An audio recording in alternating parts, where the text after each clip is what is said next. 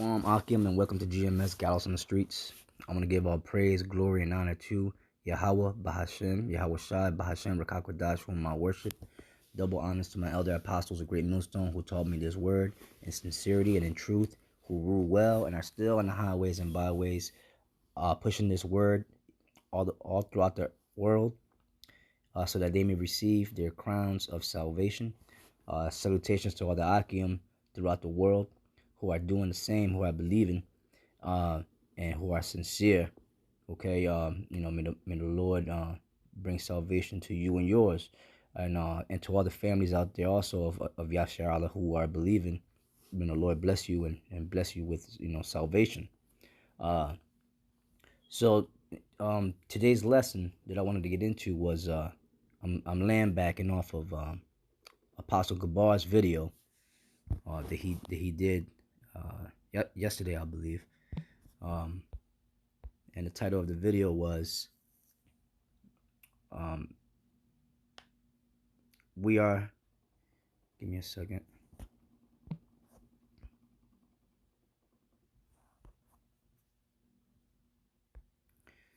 Right here.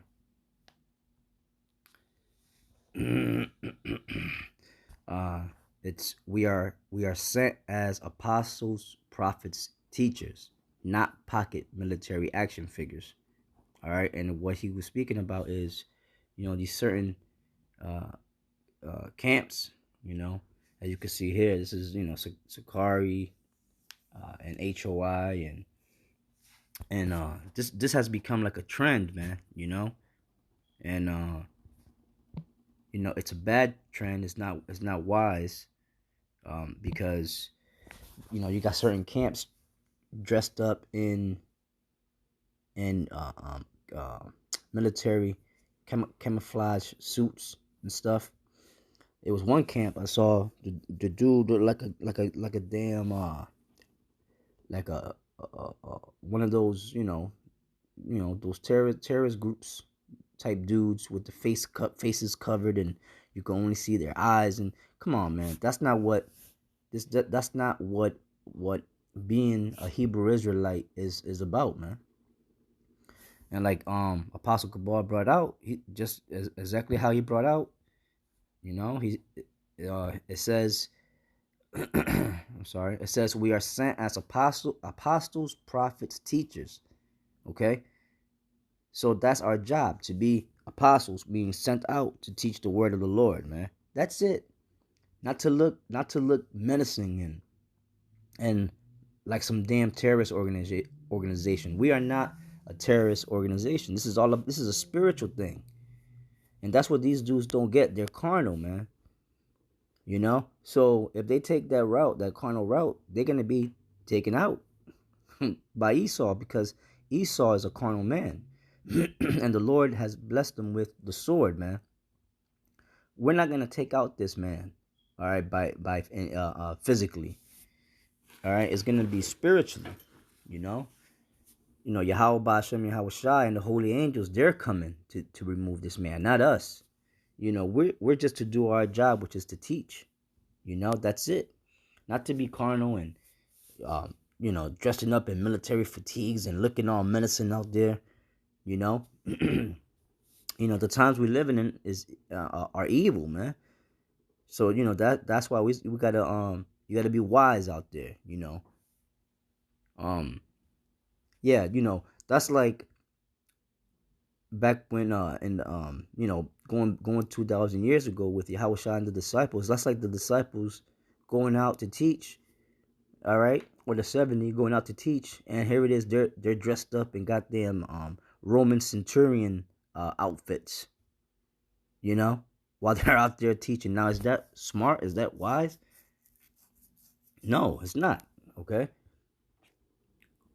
We have a dress code, and that's a simple garment, okay, with fringes and a border of blue. That's it. So I don't know where these dudes are getting off, with this whole military shit. And then they dressed up as with the camouflage suits that that Esau got, as if you belong to the to the Edomite to the Esau's army and or military, man. That's going off right there. So we gotta be wise out there, Akim. Okay. Um. Now, as you see an icon here, this is a Roman icon. I mean, I'm sorry, a Russian icon that I found in Google Images, and this is the a Russian icon depicting um the three brothers Hananiah, Mishael, and Azariah. You know, they had Babylonian names that Nebuchadnezzar gave them: Shadrach, Meshach, and Abednego. Okay, and they're in the furnace of fire that they threw them in. And when you read the story, Yahweh Shai came up in there and and delivered them, covered them to where they were not burned by the fire. Um, he shielded them, and the fire burned up the men that threw them in there. Nebuchadnezzar's guards or strong men that threw them in there. The fire burned them, but it didn't burn these brothers. Okay, see, a spiritual thing that had happened. A miracle. Okay.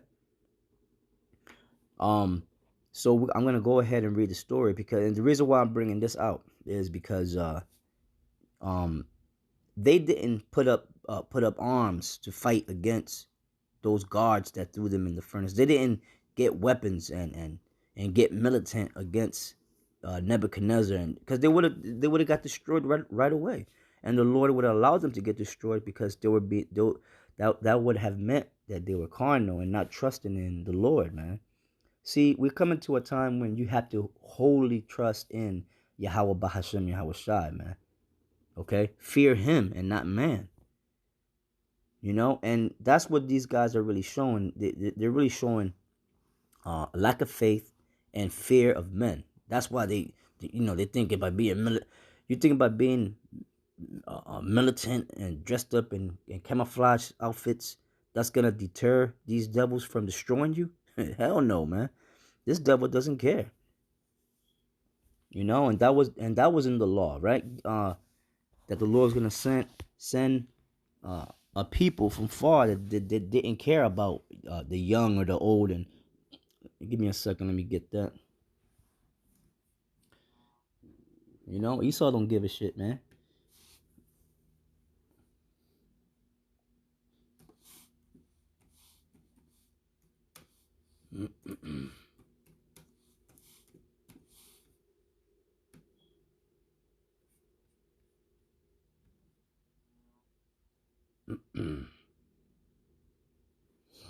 Okay. Yeah, so let's get look at Deuteronomy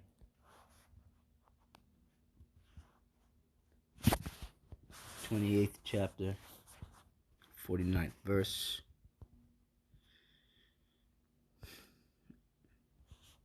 Right. It says, the Lord shall bring a nation against thee from far, from the end of the earth, as swift as the eagle flieth, a nation whose tongue thou shalt not understand. All right, who is that speaking about? That's speaking about Esau, man. All right. A nation of fierce countenance, which shall not regard the person of old, nor show favor to the young. Um,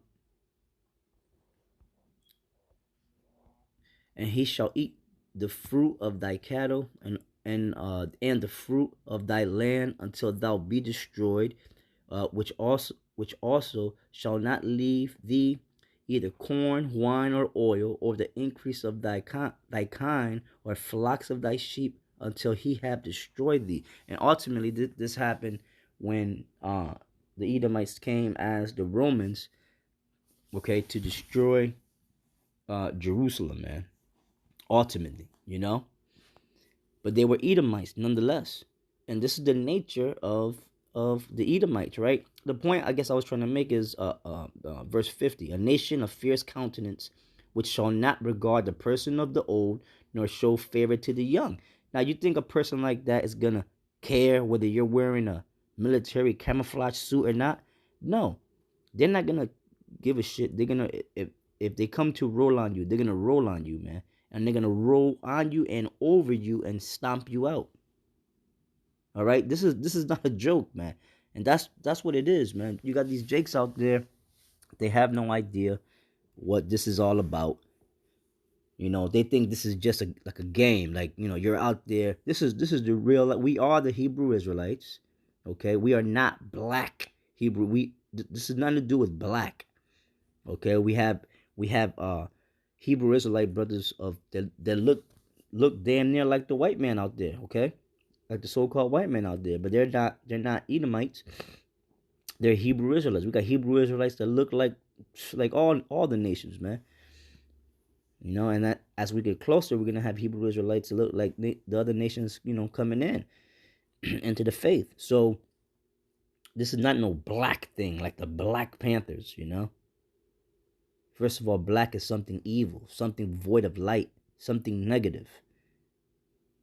Okay, we are the Hebrew Israelites, and we have come to find out our nationality and woken up to the truth, and that has Esau shook, man. Esau scared because nations, whenever they found out that we were right with the Lord, um, they shook, man. They were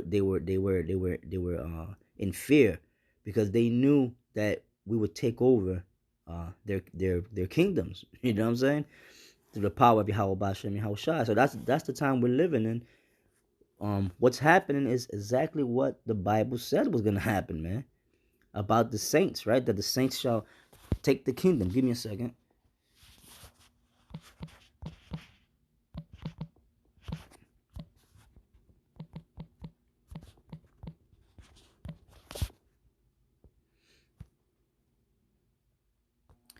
Daniel's chapter 7, verse 18. But the saints are gonna take the kingdom by waiting on Yahweh Bashem Yahweh Shai. You see? We're gonna wait for the Lord to give us that power, man. We don't have that power of ourselves, of our own. Okay, so this is written. This is the prophecy, right? It says um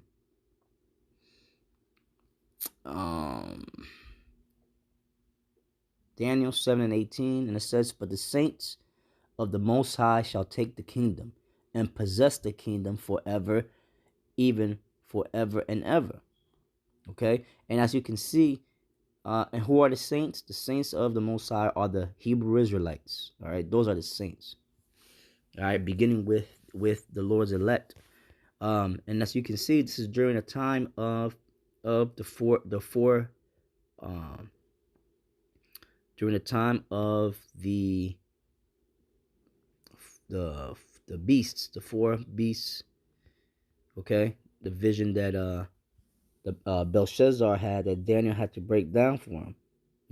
The four great beasts represented the four great ruling kingdoms of the nations, of the heathen. Okay, Rome being the last of them. You know, uh, which is actually the toes, right? That were mixed with part iron and part miry clay, but they stemmed from the Roman Empire. And the Lord Yahweh Shai is going to come to totally destroy them and take them out of play, out of their position. So yeah, so let me get back to the topic at hand, which is, look, the point I'm trying to make is when who was it, Nebuchadnezzar had passed a law that all the nation, all the people in his kingdom were to bow down and worship that idol of his, and that nobody, if anyone that didn't bow down, he said that he will pretty much destroy, that he'll kill them. And these brothers here, they didn't bow down. They didn't they didn't listen to that order. They rebelled against that order. And but they rebelled, but they didn't put on, they didn't put they didn't put themselves in a military formation to fight against the king, and against that order, man. They were spiritual, and they knew that the Lord Yahweh Bashem Yahushua will deliver them from whatever was to come down upon them, and that's the attitude you got to take. Second.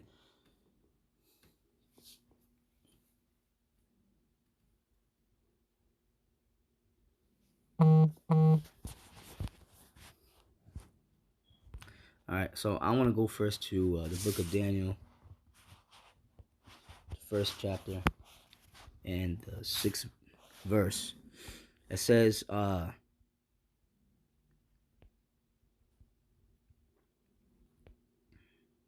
read from the first verse on down. It says, in the 3rd year of the reign of Jehoiakim, king of Judah, came Nebuchadnezzar, king of Babylon, unto Jerusalem, and besieged it. And that was of the Lord, Nebuchadnezzar, the Lord set him up to come against Judah and to take them out. Okay, so that was even of the Lord right there, man. It says, in the 3rd year of the reign of Jehoiakim, king of Judah, came Nebuchadnezzar, king of Babylon, unto Jerusalem, and besieged it. And the Lord gave Jehoiakim, king of Judah, into his hand. See, so if you find yourself fighting against Esau, you find yourself fighting against the Most High, because the Most High set Esau up, and gave him a sword to kill with. So here it is, you're gonna try to fight against someone that the Lord set up. You're gonna lose miserably, man. And there's plenty of examples of that in the scriptures, right? It says, and the Lord gave Jehoiakim, king of Judah, into his hand, with part of the vessels of the house of the Most High, which he carried into the land of Shinar, to the house of his power, and he brought the vessels into the treasure house of his God. And the king spake unto Ashpenaz, the master of his eunuchs, that he should bring certain of the children of Israel, and of the king's seed, and of the princes, children in whom was no blemish, but well favored, and skillful in all wisdom, and cunning and knowledge, and understanding science, and such as had ability in them to stand in the king's palace, and whom they might teach the learning and the tongue of the Chaldeans. Verse 5, it says, and the king appointed them a daily provision of the king's meat, and of the wine which he drank, so nourishing them 3 years, that at the end thereof they might stand before the king. Now among these were of the children of Judah, Daniel, Hananiah, Mishael, and Azariah, unto whom the prince of the eunuchs gave names, for he gave unto Daniel the name of Belteshazzar. So he changed his name into a Babylonian name, right? So Daniel was Belteshazzar, and to Hananiah of Shadrach, and to Mishael of Meshach, and to Azariah of Abednego. So that's what I wanted to read that out. Read that to get the actual names of these three Akim, these three brothers that was thrown in the furnace. All right, Mishael. I'm sorry. Hananiah, Mishael, and Azariah. Okay, just want to get that right. So Hananiah, Mishael, and Azariah. Those were the names of those three brothers that got thrown in the furnace. Now I want to go to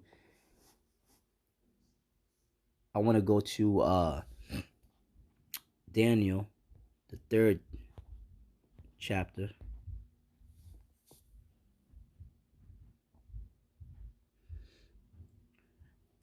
And I want to go to where Nebuchadnezzar passed a law for everybody to fall down to worship his image, right? And these brothers didn't. Yeah. It says Daniel 3:1. It says Nebuchadnezzar the king made an image of gold whose height was threescore cubits, and the breadth thereof 6 cubits, and he set it up in the plain of Dura, in the province of Babylon. Then Nebuchadnezzar the king sent to gather together the princes and the governors and the captains, the judges, the treasurers, the counselors, the sheriffs, and all the rulers of the provinces to come to the dedication of the image which Nebuchadnezzar the king had set up. Then, uh, and this is after that vision that Nebuchadnezzar had that his wise men couldn't break down, but Daniel did. Nebuchadnezzar being that head of gold, so that went straight to his head, and he made an image of himself of pure gold. He wanted everybody to worship it, man. He mandated throughout his rule, throughout his kingdom, that everybody bow down to it. Verse 3. Then the princes, the governors and captains, the judges, the treasurers, the counselors, the sheriffs, and all the rulers of the provinces were gathered together unto the dedication of the image that Nebuchadnezzar the king had set up. And they stood before the image that Nebuchadnezzar had set up. Then an herald cried aloud, To you it is commanded, O people, nations, and languages, that at what time ye hear the sound of the cornet, flute, harp, sackbut, psaltery, dulcimer, and all kinds of music, ye shall fall down and worship the golden image that Nebuchadnezzar the king hath set up. And whoso falleth not down and worshipeth shall the same hour be cast into the midst of a burning fiery furnace.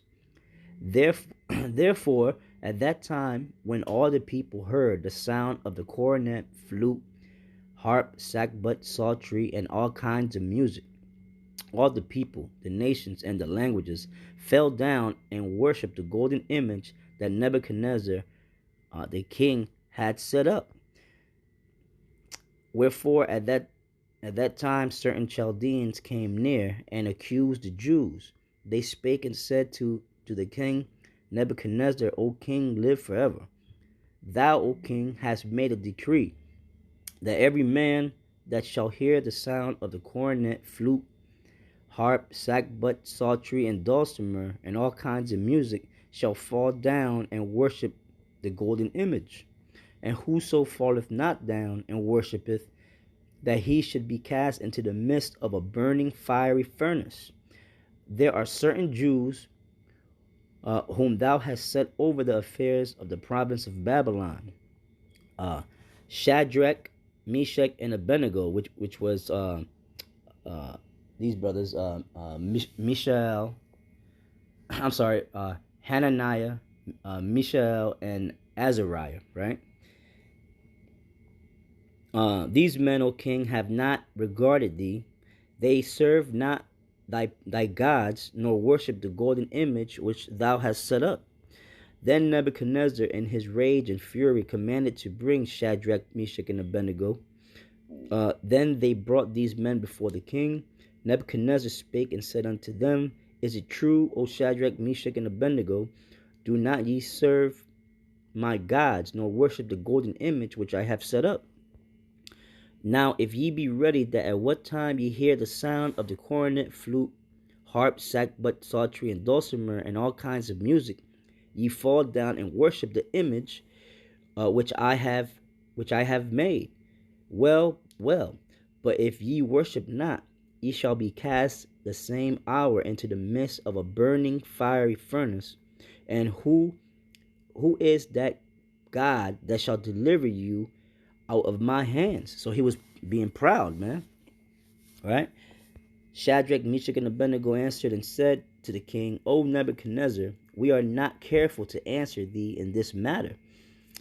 If it be so, our God, or our power, whom we serve, is able to deliver us from the burning fiery furnace, and he will deliver us out of thine hand, O king. You see, that's the point. These brothers didn't put on military fatigues, okay, and they didn't take up arms and swords and shields and helmets to fight against the king. No, they just waited. See, the thing is to wait on the Lord and be patient and let the Lord do his work, man. All right, not to be carnal and get weapons to fight against your enemies. You have to wait. The Most High fights for us. That's what it is to be a spiritual man in the Lord, man. To wait on the Lord, so the Lord, let the Lord fight for you. Okay, that's how the Lord. That's how King David beat Goliath. All right, he put his trust in the Lord, man. It says, if it be so, our power, whom we serve, is able to deliver us from the burning fiery furnace, and he will deliver us out of thine hand, O king. But if not, be it known unto thee, O king, that we will not serve thy gods, nor worship the golden image which thou hast set up. Then was Nebuchadnezzar full of fury, and the form of his visage was changed against Shadrach, Meshach, and Abednego. Therefore he spake and commanded that they should heat the furnace 7 times more than it was wont to be heated. And he commanded the most mighty men that were in his army to bind Shadrach, Meshach, and Abednego, and to cast them into the burning fiery furnace. Then these men were bound in their coats, their hosen, and their hats, and their other garments, and were cast into the midst of the burning fiery furnace. Therefore, because the king's commandment was urgent, and the furnace exceeding hot, the flame of the fire slew those men that took up Shadrach, Meshach, and Abednego, burned them up. And these 3 men, Shadrach, Meshach, and Abednego, fell down, bound into the midst of the burning fiery furnace. Then Nebuchadnezzar the king was astonished, and rose up in haste, and spake and said unto his counselors, Did not we cast 3 men bound into the midst of the fire? They answered and said unto the king, True, O king.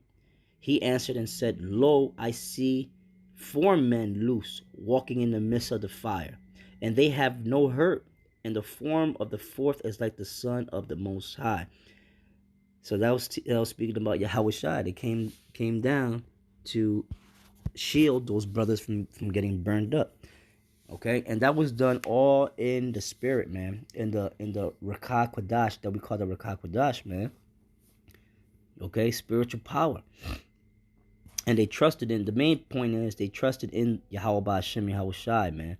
They did not trust in themselves to take up arms to fight against Nebuchadnezzar and his mighty men. All right, so that they don't be thrown in that furnace, man. All right, that's the point.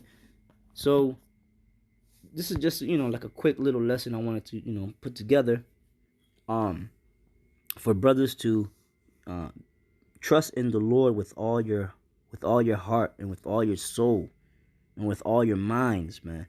Okay, in these last days, the times are evil, but remember that nothing happens without the Lord allowing it to. Okay, all right, it's the Lord who's in charge, not men here on earth, man. All right, so I hope this was a quick, edifying lesson. So this is Elder Sakaran signing off. Shalom.